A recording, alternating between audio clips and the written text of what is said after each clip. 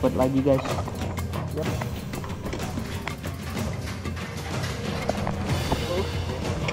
Oke, stop.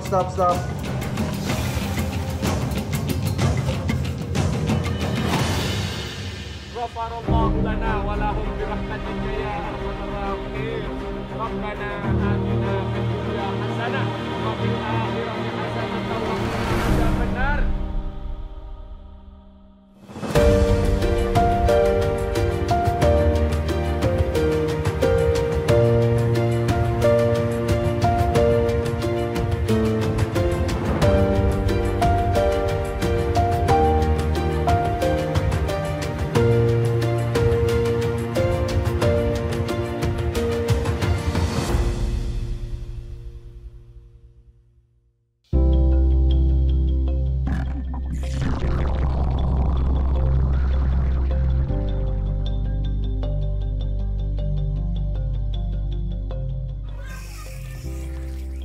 Air, sumber kehidupan, tak hanya sekadar kebutuhan dasar, tapi juga hak asasi manusia. Namun sayangnya, tak semua orang beruntung mendapatkan akses air bersih yang berkeadilan. Di ujung selatan Kabupaten Wonogiri, tepatnya di Desa Gendayakan, Kecamatan Paranggupito, air bersih dulunya adalah sebuah kemewahan. Wah, iki gana wae iki seranti banyu. Aku banyu wis ranti duit entek. Terus iki apa meneh kang arep didol ku tuku banyu. Lardi, salah satu warga desa Gendayakan, ingat benar bagaimana sulitnya mendapatkan air bersih. Dahulu, untuk kebutuhan sehari-hari, warga mengandalkan air dari telaga di beberapa desa. Namun, sekitar tahun 1990, telaga tumpuan warga perlahan mengering dan beralih fungsi jadi ladang. Lardi dan warga Gendayakan lain pun beralih menampung air hujan demi memenuhi kebutuhan sehari-hari. Namun, masalah muncul ketika hujan tak kunjung turun. Lardi dan warga desa terpaksa berjalan berkilo-kilometer hingga ke provinsi lain demi mengisi jerigen dengan air. Kita nyarinya air itu jauh, Mbak, hampir 4 kilo. Terus kita waktu itu kadang-kadang kita kalau mau ngambil air dari Jawa Timur, kita bisa nenteng air 2 liter, Mbak. Yang 2 liter itu buat kita minum di perjalanan. Yang dipikul ya buat kebutuhan di rumah. Nelongso banget, Mbak. Nggak sulit lagi, pokoknya gimana ya, campur aduk. Kayak mau nangis, kita harapan, dengan penuh harapan kita cari air jauh-jauh. Sampai di sana kita nunggu hampir setengah hari. Pas giliran kita nyampe di depan keran, kehabisan air, pulang, ya udah kita nganggur, kita nangis di jalan.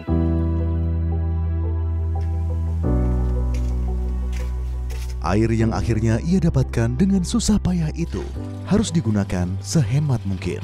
Tak ada yang terbuang sia-sia. Seandainya kita nggak punya air, kita ngutang tetangga dulu, pinjem 1 jerigen gitu. Kalau mandi aja, anak kecil terutama, yang dimasukin di bak besar. Terus anaknya, bukan kecil lagi, mungkin kelas 6 SD bisa gitu lah. Masukin di ember, sisanya buat minumin itu ternak. Karena untuk menghemat, kita merasa nyarinya jauh gitu, jadi bener-bener dimanfaatkan gitu loh, Mbak. Kalau nyuci aja mungkin masih ada busanya, udah kita jemur gitu. Karena keadaan air nggak ada. Tahun 2014, Lardi dan warga desa mulai membeli air untuk kebutuhan sehari-hari dari truk-truk tangki yang masuk ke desa. Lardi harus merogoh kocek hingga 200.000 per tangki 6.000 liter air bersih. Saat itu, penghasilan Lardi yang sehari-hari menjadi buruh tani kadang tak mencukupi untuk memenuhi keperluan sehari-hari. Kita itu 200 itu sangat berarti. Dulu itu kita kerja sehari itu 25.000, Mbak. Waktu itu aja belum tentu ada orang yang ngerjain kita gitu loh, Mbak. Ya, ujung-ujungnya kan tetap ternak kita yang kita jual buat beli air. Itu udah setiap musim kemarau. Saatnya kita punya kambing apa punya apa, itu bukan persiapan untuk apa-apa kalau belum ada air dulu. Cuman buat persiapan beli air kalau musim kemarau. Desa Gendayakan memiliki kontur tanah karst atau batuan kapur. Pepohonan yang tumbuh pun berakar dangkal, membuat air tak tersimpan dalam tanah. Dihuni 2.000 jiwa yang tersebar di 11 dusun, mayoritas warga menggantungkan hidup dari bertani dan beternak. Saat musim kemarau, 40% penghasilan warga desa Gendayakan habis untuk sekedar membeli air bersih. Nah, pada saat itu ya benar-benar masyarakat kelangkaan pangan juga kelangkaan air bersih. Dan mereka menjual sebagian dari ternaknya, kayunya, bahkan hasil panennya dijual hanya untuk membeli air bersih. Nah, ini menyumbang kemiskinan yang sangat luar biasa untuk desa Gendayakan. Sehingga juga kita mengandalkan donasi-donasi dari beberapa pihak untuk air bersih di desa Gendayakan di musim kemarau. Kondisi warga desa Gendayakan yang memprihatinkan mengetuk hati banyak pihak. Salah satunya Padepokan Dakwah Sunan Kalijaga, Padasuka. Tahun 2019, Ketua Padasuka DPW Jawa Tengah Muhammad Wianto yang akrab disapa Gus Yayan mendapat informasi kekeringan di Gendayakan dan turun langsung melihat kondisi desa. Gus Yayan sadar benar, apa yang dibutuhkan warga bukan hanya bantuan sesaat, tapi solusi berkelanjutan. Saya berpikir kalau ini selalu berulang karena siklusnya pasti terjadi lagi nanti panjangnya kemarau ini. Akhirnya saya berpikir harus ada solusi jangka panjang. Tidak hanya sekedar kalau kering dibantu air, kering bantu air, tidak begitu. Itu bukan ya solusi, cuma kan jangka pendek kan. Maka saya sebagai dulu juga waktu kuliah mantan Mapala gitu, sering main juga di wilayah-wilayah kars seperti ini, punya keyakinan di bumi kars seperti ini mesti ada air, cuma di tanah, di bawah tanah. Apalagi di wilayah selatan Surakarta ini dulu ada namanya Bengawan Solo Purba. Jadi aliran besar yang mengarah ke selatan, ke Samudra Hindia. Dan itu kalau ketemu mesti akan jadi anugerah yang luar biasa kan gitu. Bertekad menemukan sumber air, eksplorasi Gus Yayan berujung pada sebuah goa tak jauh dari desa. Ya alhamdulillah selamat orang sini karena orang setempat. Saya minta diantar dan ditunjukkan beberapa gua vertikal. Kalau bahasa sini luang, supaya saya bisa coba melihat secara visual di permukaan. Terus singkat cerita mengkerucut ke Gua Jomblang ini, namanya Jomblang Ngejring. Karena di sini Ngejring kampungnya, ini Gua Jomblang Ngejring. Setelah itu ketika kami sampai di sana, kami lihat secara visual kondisi kering seluruhnya, tapi di mulut guanya masih hijau. Jadi kan kelembabannya masih terjaga, otomatis ada air, insya Allah di dalam ada air, saya bilang gitu. Gus Yayan pun lantas meminta bantuan rekan-rekan alma maternya di Mapala Gapadri, Institut Teknologi Nasional Yogyakarta, ITNY, untuk turun ke dasar Goa Ngejring. Hasilnya, ada aliran air di dasar goa. Namun, tak mudah meyakinkan warga desa.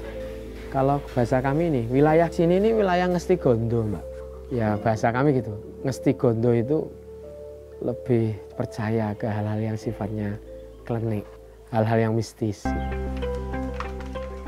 Dengan pendekatan humanis dan spiritual, Gus Yayan beserta relawan Gapadri berhasil meluluhkan hati warga yang awalnya bersikap acuh tak acuh. Warga desa, Padasuka, serta relawan Gapadri pun bergotong royong menggalang dana 15 juta rupiah agar air dari dasar goa bisa ditarik ke permukaan menggunakan pompa. Masyarakat kan tidak percaya, Mbak. Setelah sekian ribu tahun mungkin ya, itu tidak percaya. Masa sih di wilayah kita ada air. Terus akhirnya masukkan pipa pralon, masukkan pompa ke dalam yang kita beli itu. Terus ketika itu baru kita posisikan di pompa. Ketika itulah air keluar walaupun cuma sedikit, tapi mereka jadi percaya bahwa oh, ada air, benar ada air. Semangat masyarakat, bantu kerja baktinya, bantu anak-anak narik dan sebagainya. Namun masalah baru muncul. Untuk menarik air dari dasar goa, tak cukup hanya mengandalkan pompa. Butuh infrastruktur pendukung yang menelan biaya tak sedikit. Terus ada kabar kita dapat bantuan dari foundation untuk infrastruktur awal. Jadi untuk penambahan listrik, terus untuk bak reservoir yang ada di mulut gua, sama bak distribusi yang di atas yang oranye. Itu yang pertama kali, sama kita tarik sampai di ujung sini. Sampai di ujung sini, cuma di sini tok. Nah, ketika itulah mulai kami ada apa ya, bahasa kami itu tadinya kan kami takut memberikan harapan ke masyarakat karena ya kita yakin bahwa ini butuh biaya besar ini. Bakti Sosial Jarum Foundation juga turut membantu rancang bangun sistem pemipaan, pompa, distribusi air, dan kelistrikan, melibatkan tim engineering PT Jarum. Bantuan infrastruktur melengkapi kerja anak-anak bangsa tanpa pamrih, seperti yang dilakukan relawan Gapadri dan juga Gus Yayan. Yang mereka hadapi ini sebetulnya taruhan nyawa. Tapi mereka enjoy-enjoy saja, tanpa dibayar. Sebagai bentuk apa ya, bakti kami untuk negeri lah sebetulnya, untuk Indonesia ini. Walaupun ya bukan apa-apa sih, bukan sesuatu hal yang besar menurut kami sih, kalau dibandingkan dengan yang lain-lain mungkin dari pahlawan-pahlawan kita itu. Tapi paling tidak ada sesuatu hal yang kita tinggalkan dalam proses hidup kita ini, bahwa kalau dalam bahasa Qur'annya itu, ya Allah jadikan diri saya menjadi inspirasi baik bagi orang setelah saya tidak ada. Alam yang menyediakan, alam pula yang memberi. Dari desa yang semula alami krisis air, kisah desa Gendayakan yang kini berkelimpahan dimulai. Waktu air keluar pertama, semua orang yang di situ menangis, Mbak, haru. Saking mongkoknya hatinya, semuanya nangis bareng-bareng.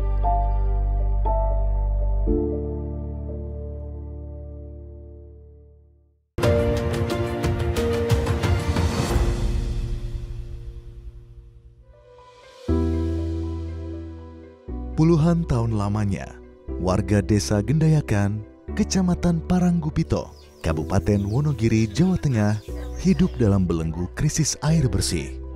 Setiap tetes air adalah perjuangan. Setiap jerigen penuh adalah hasil dari peluh dan kesabaran. Namun, semuanya telah berubah. Gendayakan kini berlimpah air. Tapi perjuangan menuju titik ini tidak semudah membalikkan telapak tangan. Adalah Romel Novrianto, anggota Mapala Gapadri Yogyakarta, yang sejak awal terlibat dalam eksplorasi Goa Jomblang Ngejring. Romel, pemuda asal Riau, yang kala itu masih duduk di bangku kuliah dan bertempat tinggal di Yogyakarta, rela bolak-balik ke desa Gendayakan demi menemukan sumber air bagi warga desa Gendayakan. Kita pertama kali datang ke sini itu 2019. Di 2019 itu, seingat saya itu kemarau panjang. Kemarau panjang, jadi pertama kali kita sampai di desa ini itu kayak, saya kira nggak berlebihan kalau saya bilang tandus gitu ya. Karena kenapa? Jadi banyak batang pohon cuma daunnya sudah nggak ada. Proses eksplorasi di Goa Jomblang Ngejring tidaklah mudah. Gua vertikal dengan kedalaman 200 meter itu belum pernah dimasuki oleh siapapun. Tidak pernah ada yang benar-benar tahu kondisi di dalamnya.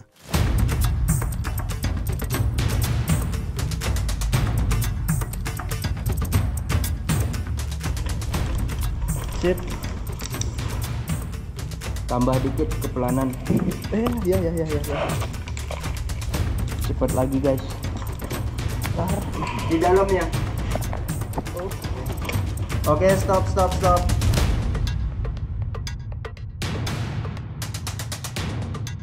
Jadi bentuknya agak susah dijelaskan karena sangat tidak beraturan sekali.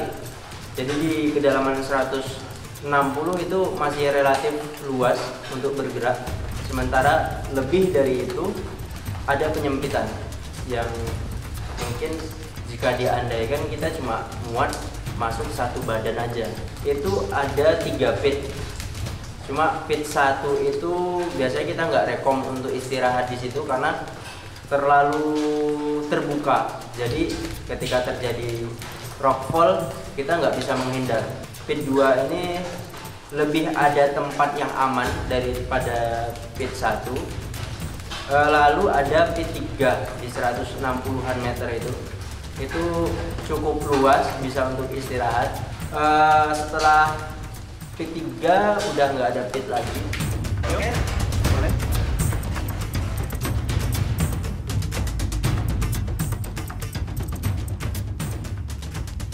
Jadi air yang ada di dalam itu kita dorong menggunakan sistem pompa dorong. Jadi pompanya ada di bawah, didorong ke atas. Jadi bukan airnya tidak dihisap, airnya didorong. Sampel air dari Goa Jomblang Ngejreng sebelumnya telah diuji di laboratorium. Hasilnya, air layak konsumsi. Jika dilihat dengan kasat mata, itu air ini sangat jernih sekali. Tapi karena memang air ini sumbernya dari batuan kars, tentu ada zat kapurnya di situ. Untuk menurunkan material-material tersebut ada kesulitan tersendiri karena tandon itu kan ukurannya besar ya, rawan sekali ketika diturunkan dia akan membentur dinding goa. Jadi ketika dia membentur dinding goa akan terjadi rockfall dan itu sangat berbahaya untuk tim-tim kita yang ada di dalam. Itu baru tandon, belum lagi kita menurunkan ada besi UNP panjang 12 meter, itu juga dalam bayangan saya itu sangat mengerikan ya. Karena besi UNP ini ketika diturunkan membentur dinding-dinding goa. Jadi cukup sulit tentunya, tidak hanya menurunkan material, bahkan ketika kita turun sendiri membawa badan kita itu sudah cukup sulit, apalagi ketika kita turun bersama material-material. Mulut Goa Jomblang yang berada di lereng bukit juga rawan dijatuhi bebatuan. Mapala Gapadri ITNY bersama Bakti Sosial Jarum Foundation merancang perlindungan di mulut gua dengan memasang jaring baja untuk menghindari kerusakan jaringan perpipaan akibat reruntuhan.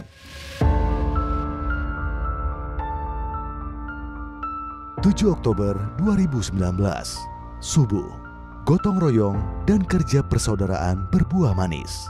Air dari dasar Goa Jomblang Ngejreng berhasil naik ke permukaan. Untuk pertama kalinya, air bersih mengalir ke desa Gendayakan. Tangis bahagia pecah. Harapan yang dulu hanya angan, akhirnya jadi nyata. Ya, saya memberanikan diri, warga itu takut. Jangan-jangan air itu mematikan. Ini perasaan warga. Tapi saya memberanikan diri untuk minum, untuk bahkan untuk mandi. Jadi saya korbankan lillahi ta'ala. Kalau seandainya kejadian yang tidak-tidak, itu saya berani. Saking mongkoknya hatinya, semuanya nuangis bareng-bareng. Berdoa, ya Allah, memang betul-betul air bisa dinikmati warga. Bahkan saya sendiri sampai sekarang, kalau ingat perjuangan anak-anak, masya Allah, luar biasa. Ya, yang pertama bersyukur, bahagia. Kita tidak mengira bahwa di Jomblang itu ada air. Di kedalaman 200 meter ada sungai bawah tanah itu. Selama kami hidup di desa Gendayakan belum pernah mengira atau bermimpi bahwa desa Gendayakan dari bumi kita keluar air bersih, air baku untuk minum itu dari kedalaman 200 meter.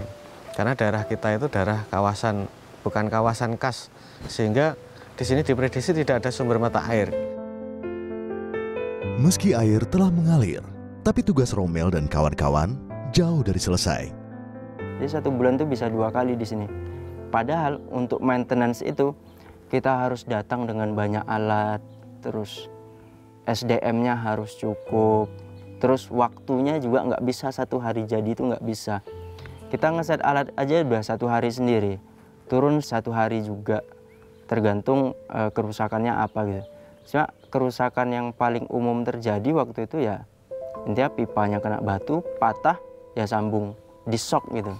Jadi sebenarnya pengerjaannya itu cukup mudah, cuma medannya yang membuat itu tuh semua tuh jadi sulit gitu.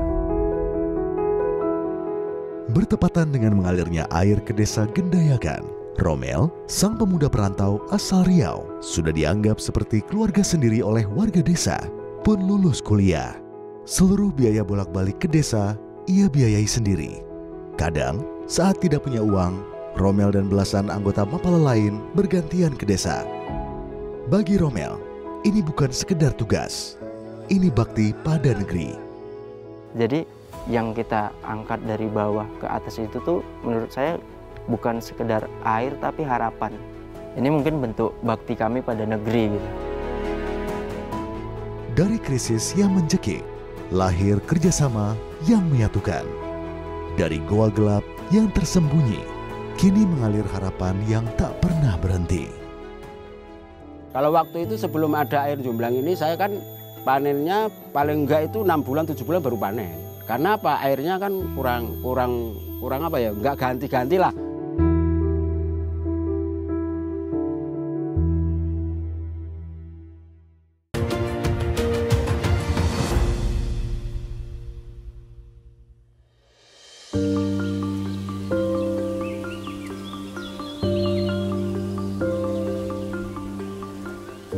Di tengah hamparan perbukitan Kars Wonogiri, kisah baru sedang ditulis oleh warga desa Gendayakan.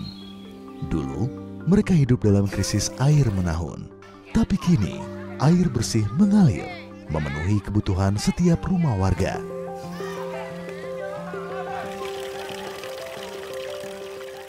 Dari perut Goa Jomblang, air dipompa naik dengan 3 pipa stainless steel ke bak penampungan berkapasitas 12.000 liter.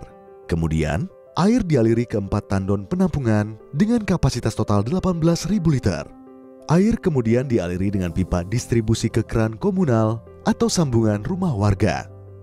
63 titik penampungan komunal menyuplai lebih dari 129.600 liter air per hari. Dirasakan manfaatnya oleh 2.000 warga desa Gendayakan.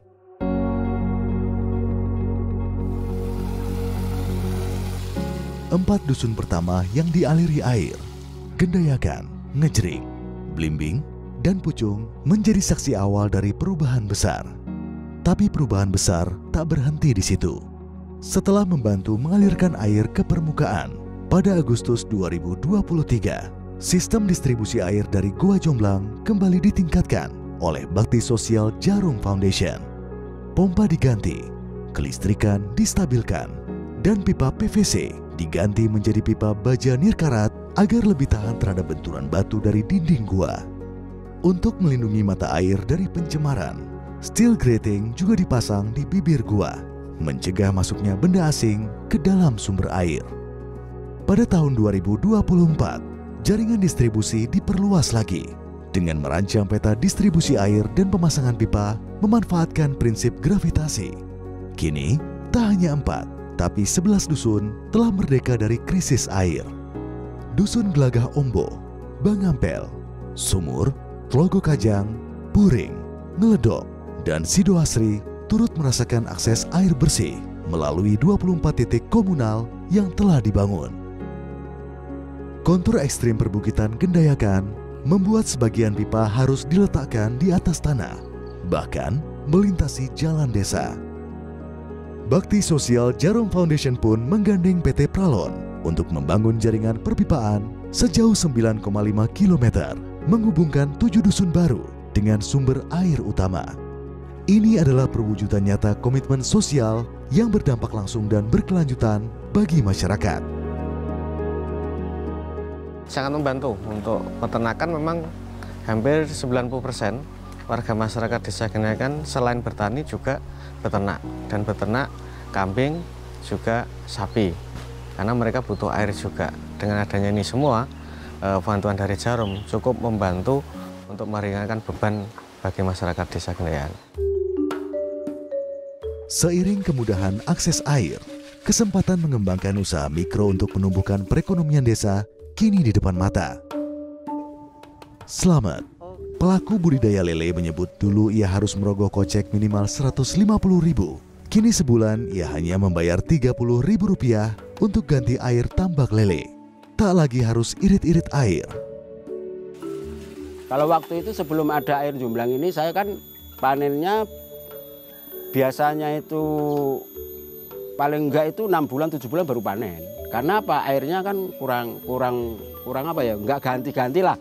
Tapi alhamdulillah ada luwung jomblang ini bisa ganti kan gitu. Terus sekarang panen saya itu udah agak lumayan, 4 bulan udah panen. Terus saya menjual, waktu itu sebelum ada air jomblang itu saya jualnya 30.000 per kilo. Karena sekarang udah dibantu dengan luwung jomblang, istilahnya air dari luwung jomblang, itu 23, 24, 22 per kilonya. Kini air bersih tak lagi langka. Perlahan tapi pasti, kehidupan warga desa Gendayakan berubah. Penghasilan tak lagi habis untuk membeli air. Warga makin sehat. Padi dan ternak pun makin subur dan gemuk. Ini bukan hanya soal air. Ini tentang bakti pada negeri. Tentang bagaimana alam jika dijaga akan kembali memberi. Tentang kerja kemanusiaan yang bisa menembus tebing kars dan menyelamatkan masa depan bukan hanya sebuah desa, tapi juga generasi mendatang.